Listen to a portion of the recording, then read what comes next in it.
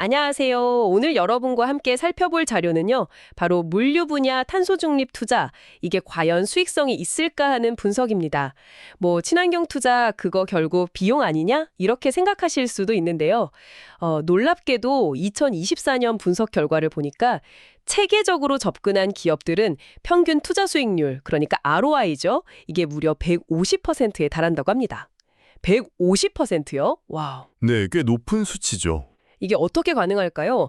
정부 지원금 예지도 있고 세금 혜택, 또 탄소 배출권 거래, 이런 다양한 요인들이 있다는데 오늘 이 자료들을 통해서 그 구조를 한번 좀 깊이 파헤쳐 보고요. 여러분 사업에 적용할 만한 그런 실질적인 통찰을 얻어가는 시간을 가져보겠습니다. 자, 함께 시작해 볼까요? 우선 가장 먼저 눈에 띄는 건 역시 정부 지원 규모인 것 같아요. 특히 2025년에는 친환경 상용차 구매 지원, 이게 역대 최다라면서요. 네, 그렇습니다. 이게 구체적인 액수로 좀 보면요. 중형 전기 트럭, 그러니까 3.5톤에서 12톤 사이, 이건 최대 3,500만 원까지 보조금이 나오고요. 12톤 넘는 대형 전기 트럭은 최대 4천만 원까지입니다.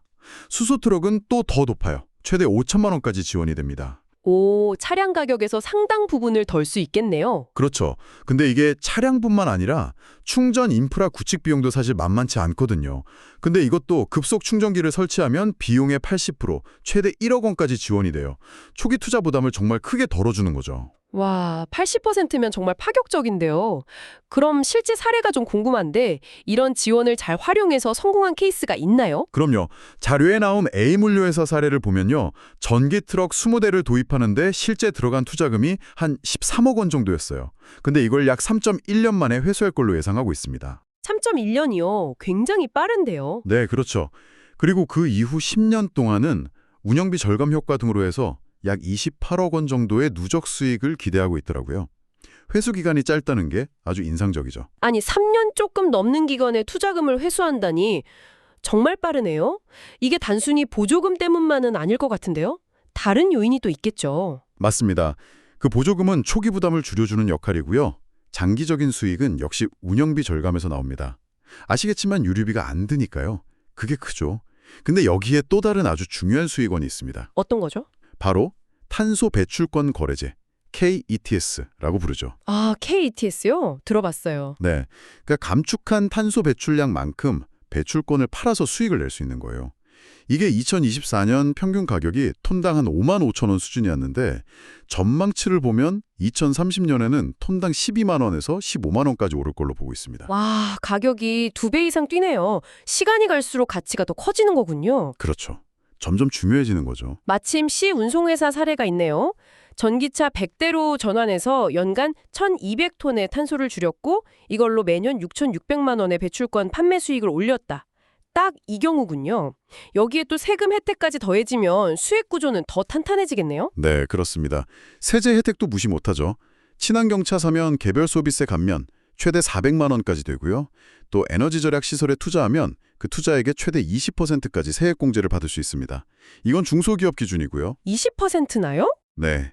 그리고 또 요즘 중요하게 보는 ESG 경영 있잖아요. 환경, 사회, 지배구조.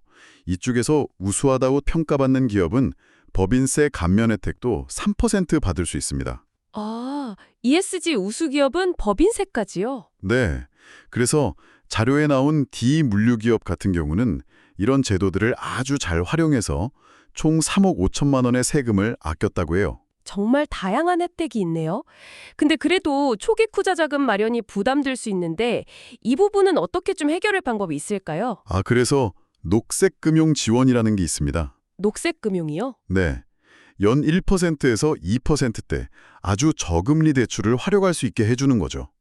일반 대출이랑 비교하면 이자 부담을 정말 크게 줄일 수 있어요.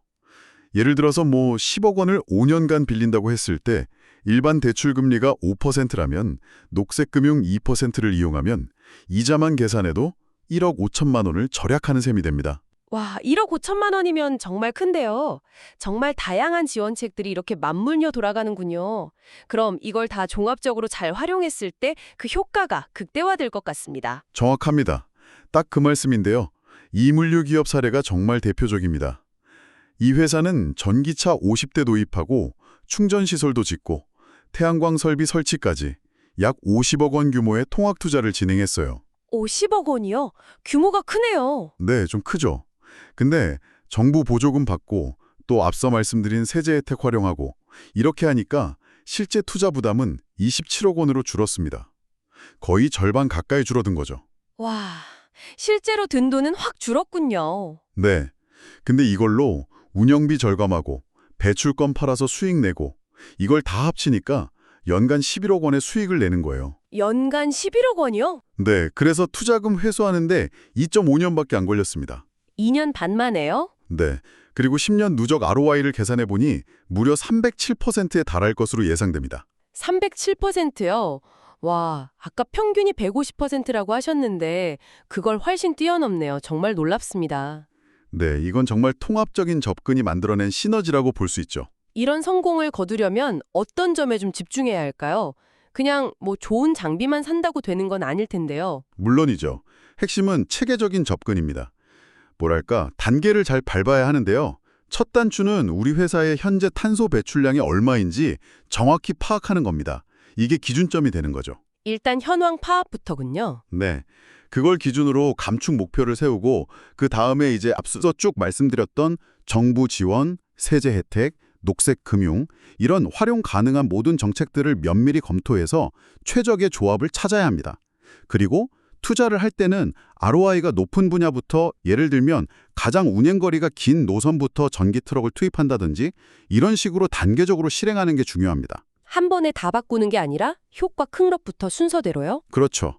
그리고 마지막으로 정책이나 기술은 계속 변하잖아요. 그러니까 꾸준히 모니터링하면서 좀 유연하게 전략을 수정해 나가는 자세가 필수적입니다. 네, 정부도 2030년까지 물류 분야 탄소 중립을 목표로 지원을 계속 확대한다고 하니까 앞으로 뭐 자율주행 친환경 트럭이라든지 아니면 AI 기반 탄소 관리 시스템 같은 새로운 기술을 활용할 기회도 점점 더 많아지겠군요. 맞습니다.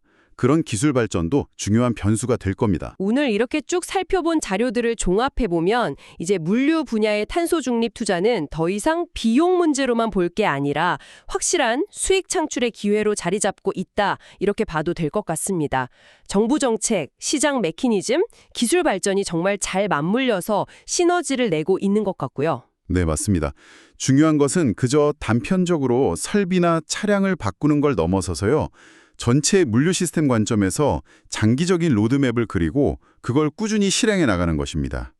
아까 말씀드린 이 기업의 307% ROI는 바로 이런 통합적인 접근 그리고 꾸준한 실행의 결과라고 볼 수 있겠죠? 네, 오늘 논의를 들으시면서 아마 여러 생각이 드셨을 텐데요. 여러분의 회사 상황에 맞춰서 어떤 구체적인 첫걸음을 내디딜 수 있을지 한번 고민해 보시면 좋겠습니다. 예를 들자면 뭐 당장 우리 회사의 탄소 배출량 현황부터 정확히 파악해 보는 것, 여기서부터 시작해 보는 건 어떨까요?